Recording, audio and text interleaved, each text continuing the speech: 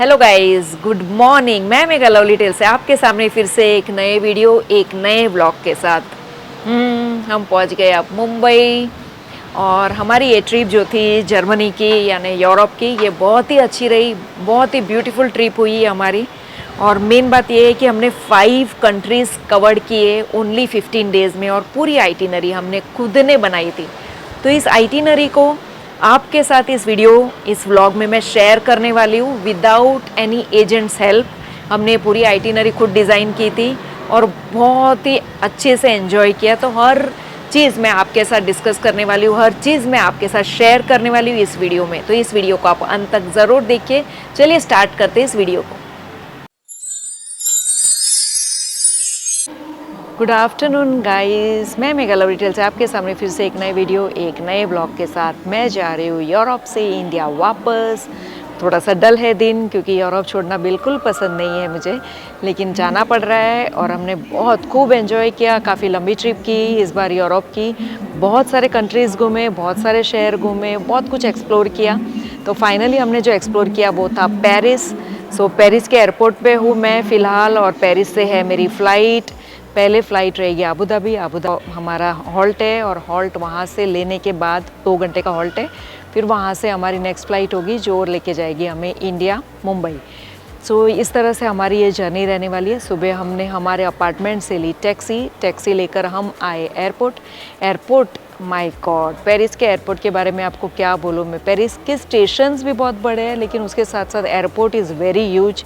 यहाँ पर मतलब नॉर्मली अगर आप इंटरनेशनल फ़्लाइट पे जाते हो तो आपको 3 घंटे पहले जाना थे, 3 आवर्स बिफोर। लेकिन अगर आप पेरिस जा रहे हो, पेरिस से कहीं जा रहे हो, तो आपको कम से कम 4 से 5 घंटे पहले आना चाहिए, क्योंकि बहुत ही चलना पड़ता है। यहाँ पे इतने सारे शटल्स यूज़ करने पड़ते हैं, गेट्स यूज़ करने पड़ते हैं, बस यूज़ करनी पड़ती है। तो बहुत लंबा चौड़ा ये एयरपोर्ट है। मतलब यहाँ पे टर्मिनल 1, फिर टर्मिनल 2 में आपको A to G है, उसके बाद टर्मिनल 3, यानी इतना बड़ा ये एयरपोर्ट है, इतने सारे गेट है। और हमारा है 2E में L, और L का भी 26 नंबर का गेट है हमारा। यानी आप सोच सकते हो कि हम कितना कवर करके आए, कितना चल के आए। लेकिन एयरपोर्ट बहुत ह्यूज है, और एयरपोर्ट बहुत ही सुंदर है, बहुत अच्छे से बनाया गया है, बहुत क्लीन है, बहुत नीट एंड टाइडी है। और यहाँ पे बहुत सारे ब्रांड्स हैं। जैसे आप जानते हो कि Paris is a hub of fashion, तो यहाँ पे बहुत फैशन ब्रांड्स भी है इस एयरपोर्ट पे।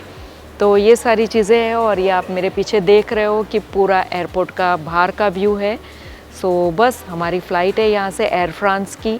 एक्चुअली हमने बुक की एहतियात की स्काई स्कैनर से, और लेकिन हमें पेरिस से मिली है एयर फ्रांस फ़्लाइट जो हमें लेकर जाएगी अबू धाबी हम हॉल्ट लेंगे, और फिर वहाँ से हमारी रहेगी एहतियात फ़्लाइट जो हमें लेके जाएगी मुंबई।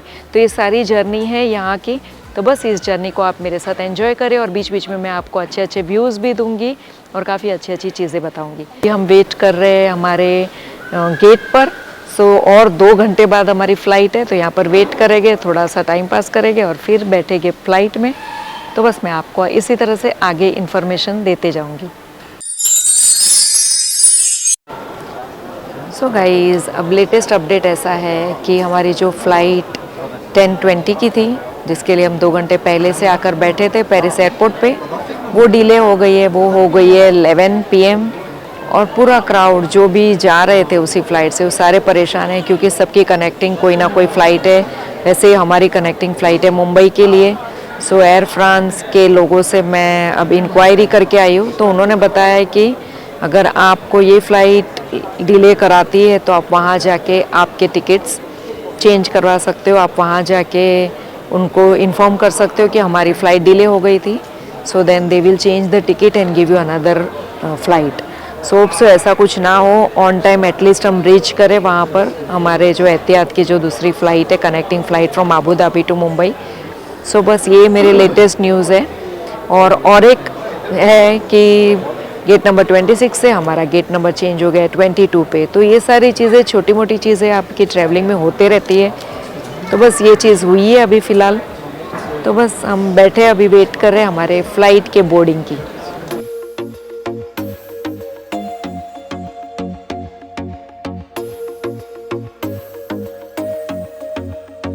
गाइस, फाइनली हम फ्लाइट में बैठ गए। Wow, just see outside night view of Paris. It's awesome.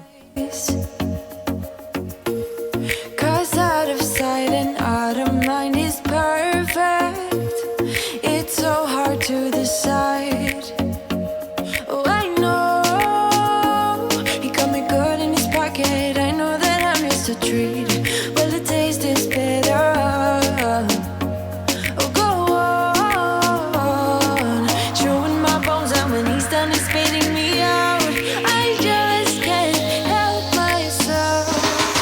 One for the pain, no hesitation. Took us we can, nothing can save us. Yeah, I just wanna be around you.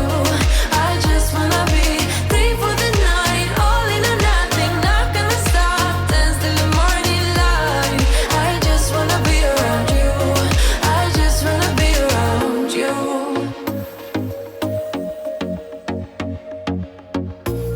He looks at me like I know what he's thinking, but I don't have a clue. True talent in avoiding conversation, yeah, it's almost rather cruel. Oh, I know. Flight में हमें बहुत ही अच्छा dinner मिला और खाते पीते हम Abu Dhabi पहुंच गए। Oh, go on.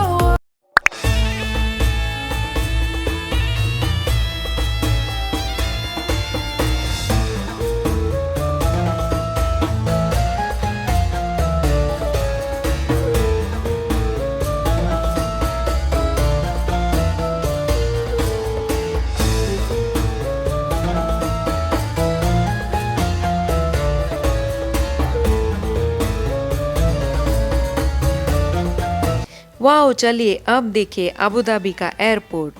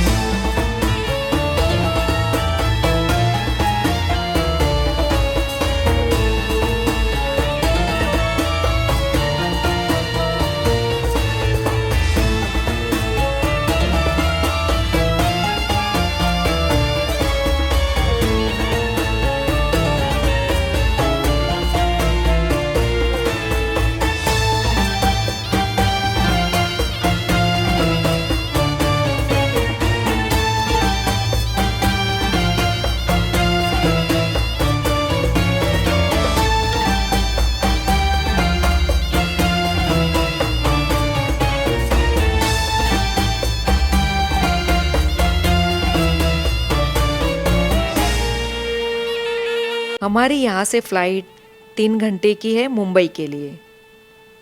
Transit period बहुत ही कम है, इसलिए बस इस व्यू के बाद मैं आपको मिलती हूँ डायरेक्ट मुंबई में।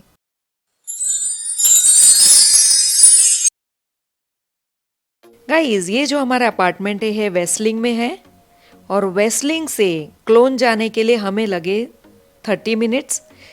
यहीं से हमें बॉर्न सिटी जाने के लिए लगे 30 मिनट्स। हमने कॉबलेंस जाने के लिए 2 घंटे की ट्रेन ली। हमने यहाँ से हाइडेलबर्ग को एक्सप्लोर करने के लिए 3 घंटे की ट्रेन लेकर गए।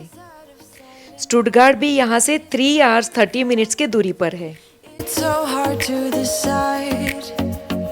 Oh, I know he got me good in his pocket. I know that. इसके अलावा इंटरनेशनल डेस्टिनेशन जैसे लग्जमबर्ग को पहुंचने के लिए हमें लगे 2 आवर्स 30 मिनट्स।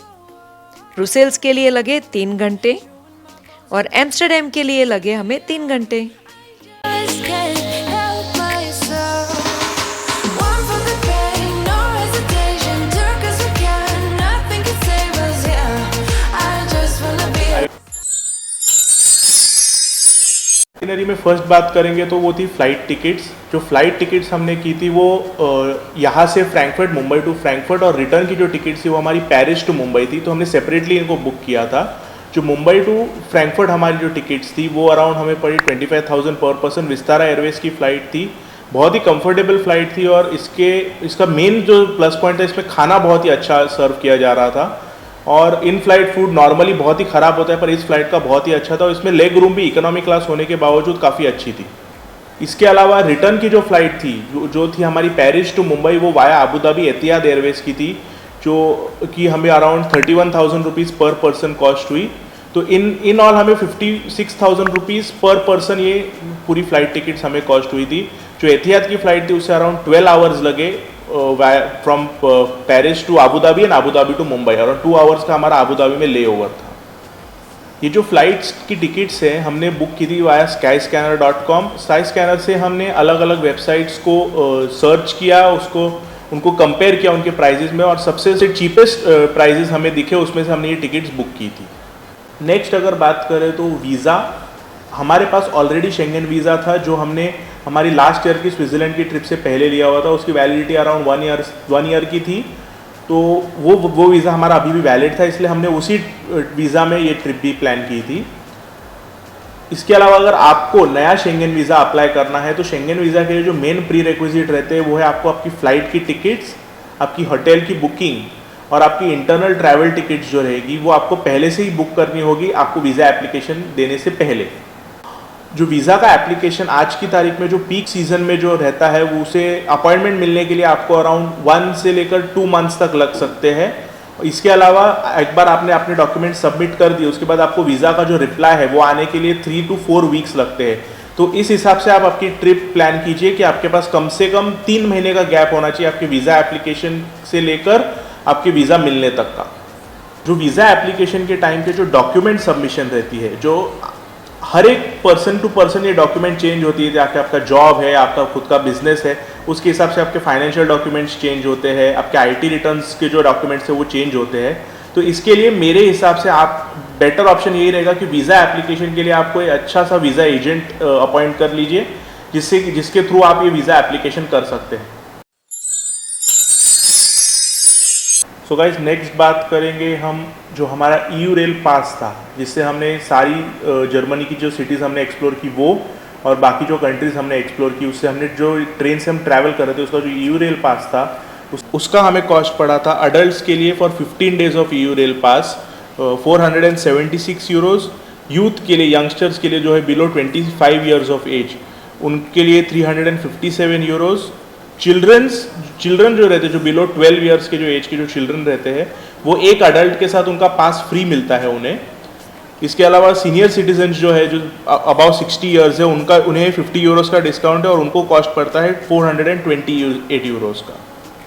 अगर आप EU रेल का पास लेते हैं तो आपको EU रेल का ऐप पहले डाउनलोड करना होगा आपके फ़ोन पे, और इससे आप कोई भी ट्रेन की जो आप बोर्ड करने वाले हो उसके पहले उसकी जो टिकट की QR कोड है वो डाउनलोड कर सकते हो फॉर फ्री ऑफ कॉस्ट। इसके अलावा जो इंटरनेशनल ट्रेन्स है जो कि ब्रुसेल्स, एम्स्टर्डम या पेरिस जाने वाली, इनको आपको एडवांस में रिजर्वेशंस कराने पड़ते हैं क्योंकि ये ट्रेन्स काफ़ी हद तक फुल रहती है। जो ब्रुसेल्स और एम्स्टर्डम की जो रिजर्वेशन है उसकी कॉस्ट अराउंड आपको 4 to 5 यूरोज़ पर पर्सन होती है, और जो पेरिस की जो ट्रेन्स है उनकी reservation cost around 30 to 40 euros पर पर्सन होती है। आप ये रिजर्वेशन या तो ऑनलाइन EU रेल के ऐप से या डॉइच बान जो वहाँ की जो जर्मन रेलवे की जो वेबसाइट है वहाँ से, या फिर आप जो जर्मनी के जो मेन स्टेशन है, क्योन का स्टेशन है या बोन का स्टेशन है, उनसे आप ये उनके राइजरजेंट्रुम से यानी ट्रैवल ब्यूरो से ये सारी रिजर्वेशंस करवा सकते हो। सो गाइज अब बात करते हैं कि हमने जर्मनी का वेस्ट साइड ही क्यों चूज़ किया, क्योंकि हम करना चाहते थे 5 कंट्रीज़ को एक्सप्लोर, जो थे जर्मनी, उसके साथ हमने एक्सप्लोर किया एम्स्टर्डम को, ब्रुसेल्स को, पेरिस को और लग्जमबर्ग को। तो ये सारे 5 के 5 कंट्रीज़ हमने सिर्फ 15 दिन में कवर किए। तो यही कारण था कि हमने जर्मनी के वेस्ट में रहने का सोचा। अभी वेस्ट में रहना है तो हमने क्यों चूज़ किया वेस्लिंग, क्योंकि वेस्लिंग ये बॉन और क्लोन दोनों सिटीज़ से हार्डली 30 मिनट्स के अंतर पे था। तो इसके लिए हमने वेस्लिंग को चूज़ किया ताकि हम वहाँ से ट्राम लेके पहुँच जाए क्लोन और बोन, और वहाँ से मेजर सिटीज़ और मेजर कंट्रीज़ को आराम से आसानी से एक्सप्लोर कर सकें। हमने वेस्टर्न जर्मनी इसलिए चूज़ किया क्योंकि वहाँ से अगर आप लग्जमबर्ग जाना चाहते हो, आप एम्स्टर्डम जाना चाहते हो, आप ब्रुसेल्स जाना चाहते हो या आप पेरिस को एक्सप्लोर करना चाहते हो, तो आपको हार्डली 3 आवर्स के ट्रेन से आप पहुँच सकते हो और आराम से इन कंट्रीज़ को देख सकते हो। जो नेक्स्ट रीज़न था हमारा वेस्टर्न जर्मनी को चूज़ करने का वो था कि वहाँ के जो टूरिस्ट स्पॉट्स है, काफ़ी फेमस टूरिस्ट स्पॉट्स है, वो हमें एक्सप्लोर करने मिले, जैसे हेडलबर्ग, कॉब्लेंस, स्टुटगार्ट, क्लोन और बॉन। गाइस, हमने चूज़ किया वेस्लिंग। वेस्लिंग में जो अपार्टमेंट हमने चूज़ किया था, ये काफ़ी सुंदर अपार्टमेंट था, काफ़ी स्पेसियस था। हम 3 ही लोग थे, लेकिन जो वहाँ पे फैसिलिटीज़ हमें प्रोवाइड की गई थी वो बहुत ही अच्छी थी। एक किचन अपार्टमेंट था, तो किचन में भी सारी चीज़ें प्रोवाइडेड थी, तो इसके लिए हमारे लिए काफ़ी इजी, काफ़ी कन्वीनियंट था। एज ए इंडियन वहाँ पर आप कुक करके अपना खाना खा सकते हो, तो इस तरह से ये सारी फैसिलिटीज़ की वजह से हमने ये अपार्टमेंट चूज़ किया। इसके साथ साथ अपार्टमेंट के जो बाहर का एरिया था वो बहुत ही क्वाइट और बहुत ही सुंदर था। जो व्यू था हमारे बालकनी से, हमारा जो अपार्टमेंट था ये बालकनी अपार्टमेंट था, तो यहाँ से जो व्यू हमें मिल रहा था ये भी काफ़ी सुंदर था, इसलिए हमने इस अपार्टमेंट को चूज़ किया। तो अगर आप इसके वीडियो को डिटेल में देखना चाहते हो तो मेरे चैनल में ऑलरेडी ये वीडियो मैंने अपलोड किया हुआ है, तो आप इसी वीडियो को ज़रूर देखिए। सो अभी आते हैं हमारी होटल बुकिंग या अपार्टमेंट बुकिंग अगर बोल सकते हो तो। यूजुअली हम जब भी फॉरेन ट्रिप्स करते हैं तो हम या तो हम होटल या अपार्टमेंट जो कि हम वेबसाइट से बुक करते हैं या अपार्ट होटल्स बुक करते हैं। हमने इस बार फर्स्ट टाइम हमने ट्राई किया एयरबीएनबी बुक करने के लिए। इसका रीज़न ये था ये काफ़ी चीप होते हैं और लॉन्ग टाइम के लिए हमारे लिए अवेलेबल हो सकते हैं। जो होटल बुकिंग्स रहती है वो एक्सपेंसिव भी रहती है और वो मेजरली एक मेजर सिटीज़ के अंदर ही रहती है। हमें थोड़ा सा सबर्बन एरिया चाहिए था ताकि थोड़ा सा काम और क्वाइट एनवायरनमेंट मिले। हमने जो 2 अपार्टमेंट बुक किए थे, फर्स्ट वाला था वेस्लिंग में, जिसका कॉस्ट हमें अराउंड 8,000 रुपीज़ पर नाइट हुआ। हमने ये अराउंड 12 डेज़ के लिए बुक किया था। जो सेकेंड अपार्टमेंट था जो हमने पेरिस में बुक किया था, जो हमारे सिर्फ 3 डेज़ के लिए बुक किया था, उसका कॉस्ट हमें अराउंड 10,000 रुपीज़ पर नाइट हुआ। सो अभी नेक्स्ट अगर बात करें तो हमारी डे टू डे आइटिनरी की, तो हमारी और टोटल 15 डेज़ की ये ट्रिप थी जैसे कि मैंने बताया। और इसका जो फर्स्ट डे था जिसने हमने मुंबई टू फ्रैंकफर्ट ट्रैवल किया और फ्रैंकफर्ट से बाय ट्रेन हम क्योन गए, क्योन से हमने बाय ट्राम हमारी अपार्टमेंट जो वेस्लिंग में है वहाँ गए। इसके बाद बहुत थक गए थे, उस दिन हमने रेस्ट किया, बाकी के दिन में। फिर नेक्स्ट डे 2 को हमने क्योन सिटी को एक्सप्लोर किया। क्योन में हमने वहाँ के अलग अलग स्पॉट्स एक्सप्लोर किए, जिसका हमने पूरा डिटेल्ड वीडियो इस सीरीज़ में पहले से दिया हुआ है। डे 3 को हमने बॉन को एक्सप्लोर किया, बॉन के ओल्ड टाउन को। इसके अलावा बॉन से हम गए क्योनिक्स विंटर में ड्राकनबुर्ग कासल को हमने एक्सप्लोर किया। डे 4 को हम गए हाइडलबर्ग में हमने Heidelberg castle, Heidelberg old town, Heidelberg university, ये सारी स्पॉट्स हमने एक्सप्लोर किए। डे 5 को हम गए कोब्लेंस में हमने कोब्लेंस फोर्ट, उसके अलावा वहाँ का जो कॉन्फ्लुएंस है वो, और ऐसे काफ़ी सारे स्पॉट्स हमने कोब्लेंस में एक्सप्लोर किए। डे 6 है, डे 6 को हमने रेस्ट डे लिया और उसके अलावा हमने क्योन सिटी के नॉय मार्केट को एक्सप्लोर किया। यहाँ का जो फेमस शिल्डरगासे स्ट्रीट है वहाँ पे हमने शॉपिंग की और काफ़ी एंजॉय भी किया।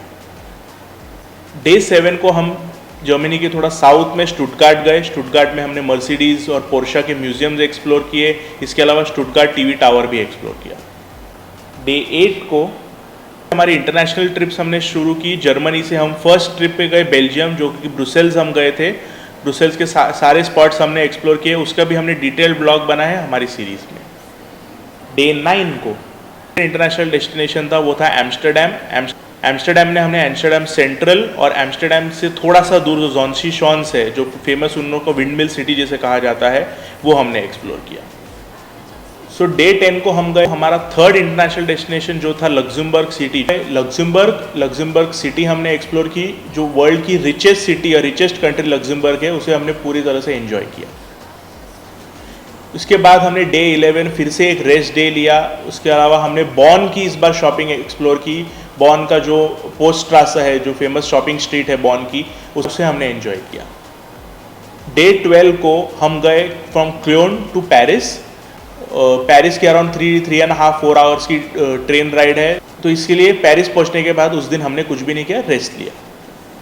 डे 13 और डे 14 में हमने पेरिस एक्सप्लोर किया। एक दिन हमने पेरिस में शॉपिंग की और सेकेंड डे पे हमने पेरिस के जो भी टूरिस्ट स्पॉट्स है, वन डे में जो जो टूरिस्ट स्पॉट हम लोग एक्सप्लोर कर सकते हैं वो हमने किए। इसका भी हमने डिटेल ब्लॉग बनाया हुआ है हमारी सीरीज़ में।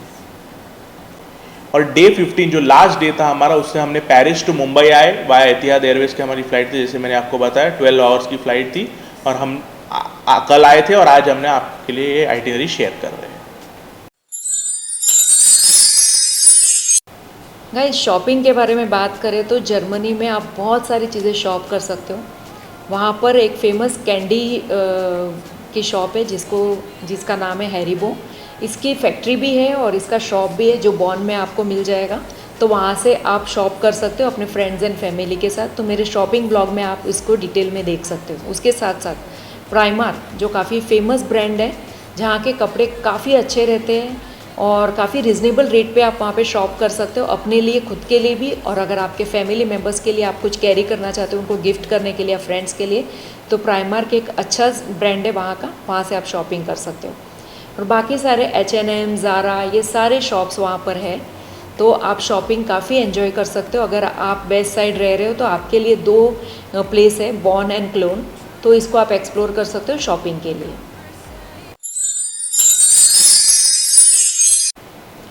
सो गाइज, अब बात करते हैं कि आपने क्या चीज़ें अपने साथ कैरी करनी चाहिए। ऑफकोर्स पर पर्सन 25 kg अलाउड रहता है।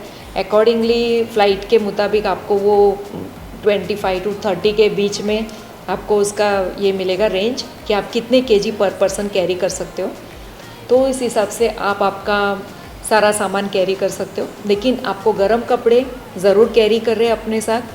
प्लस वहाँ पे कभी भी बारिश होती है जर्मनी में, तो आपके साथ एक छाता होना बहुत ज़रूरी है, आपके साथ रेनकोट होना बहुत ज़रूरी है। बाकी जो सीज़न में हम गए थे वो सीज़न में इतनी कोई ठंड नहीं थी, तो हमने कोई इतने ज़्यादा वुलन क्लोथ्स नहीं कैरी किए थे। एक बस हुडी कैरी की थी हमारे साथ, तो वो हमारे लिए काफ़ी थी ट्रैवलिंग के लिए। लेकिन अगर आप कोई विंटर सीज़न में जा रहे हो तो आप आपके साथ कंप्लीट पूरा सेट कैरी करिए वार्म क्लोथ्स का। मेन बात है वहाँ का फूड। इंडियन रेस्टोरेंट्स ऑफकोर्स अब स्टार्ट हो गई है जर्मनी में, काफ़ी जगह पे आपको इंडियन रेस्टोरेंट्स मिलेंगे। लेकिन अगर आप हमारे जैसे ट्रैवल करना चाहते हो 15 के 15 दिन, तो वक्त नहीं इतना मिलता कि आप इंडियन फूड को जाके वहाँ पे एक्सप्लोर करो। Burger, McDonald, burger king, Starbucks, ये आपको हर लेन में मिल जाएगा, तो इसको आप ज़रूर एक्सप्लोर कर सकते हो। प्लस इनके जो स्टेशंस होते हैं मेन स्टेशन के, वहाँ पर आपको उनके लोकल आइटम्स खाने के लिए मिल जाते हैं, तो इसको भी आप एक्सप्लोर कर सकते हो। लेकिन हमने हमारे साथ जो कैरी किया था वो कैरी किया था राइस, दाल और कुछ हमारे इंडियन स्पाइसेस, और साथ में रेडी टू ईट के पैकेट्स। जो MTR और गिर से इसके पैकेट काफ़ी अच्छे रहते हैं, काफ़ी टेस्टी भी रहते हैं, और इनमें प्रिजर्वेटिव्स काफ़ी कम रहती है या फिर नाम मात्र के बराबर रहती है, तो वो आप कैरी कर सकते हो आपके साथ। गाइस, क्लोन में आपको सिंग्स मार्ट करके एक शॉप मिल जाएगी, जहाँ पे आपको इंडियन ग्रॉसरी भी मिल जाएगी। जैसे रेडी टू ईट आपको चाहिए या इंडियन ग्रॉसरी या स्पाइसेस आपको चाहिए, अगर आप भूल गए हो तो आपको राइस, ये सब चीज़ें वहाँ मिल जाएगी, तो आप उसको एक्सप्लोर कर सकते हो, वहाँ जाके वो चीज़ें खरीद भी सकते हो। सो गाइस, ये सारी चीज़ें हैं जो आप आपके साथ ज़रूर कैरी करिए जर्मनी घूमना चाहते हो तो। जर्मनी में जो एक इश्यू आपको अगर फेस करना पड़ सके वो तो है जो है लैंग्वेज प्रॉब्लम। जर्मनी में बहुत कम लोगों को इंग्लिश आती है, तो इस बेटर ऑप्शन आप आपके साथ गूगल ट्रांसलेट या कोई भी एक ट्रांसलेटिंग ऐप रखिए फ़ोन में, जहाँ पे भी आपको इंटरनेट कनेक्शन मिल जाए। उसके अलावा आप छोटी सी एक जर्मन डिक्शनरी भी कैरी कर सकते हैं, इंग्लिश टू जर्मन, जिससे आप थोड़े से बेसिक वर्ड्स जैसे हेलो, थैंक यू, ऐसे वर्ड्स आप पहले से सीख के जाएंगे तो आपके लिए अच्छा होगा। सो गाइज, ये था मेरा व्लॉग। फुल आइटिनरी मैंने आपके साथ शेयर की। 15 डेज में 5 कंट्रीज़ आप कैसे एक्सप्लोर कर सकते हो, और वो भी बिना किसी एजेंट के मदद के। तो ज़रूर आप भी इसे ट्राई करिए। और इसका जो हमें टोटल कॉस्ट पड़ा, अंदाज़ा मैं आपको दे सकती हूँ 1,75,000 के आसपास। So it's very reasonable. तो हमने इसे एक्सप्लोर किया 5 कंट्रीज़ को इतने पैसों में, और काफ़ी एंजॉय किया, काफ़ी अच्छे से कंफर्टेबली हमने इसको एंजॉय किया है। तो इस मेरे वीडियो को, इस ब्लॉग को मैं यहीं पर एंड करती हूँ। अगर आपको मेरे इस तरह के कंटेंट्स अच्छे लगते हैं तो मेरे चैनल को लाइक, शेयर, सब्सक्राइब ज़रूर करिए, अपने फ्रेंड्स एंड फैमिली के साथ शेयर करिए। फिर मिलूंगी एक नए वीडियो में, एक नए ब्लॉग में। Do take care of yourself. Bye bye. Yeah, it's almost rather cruel.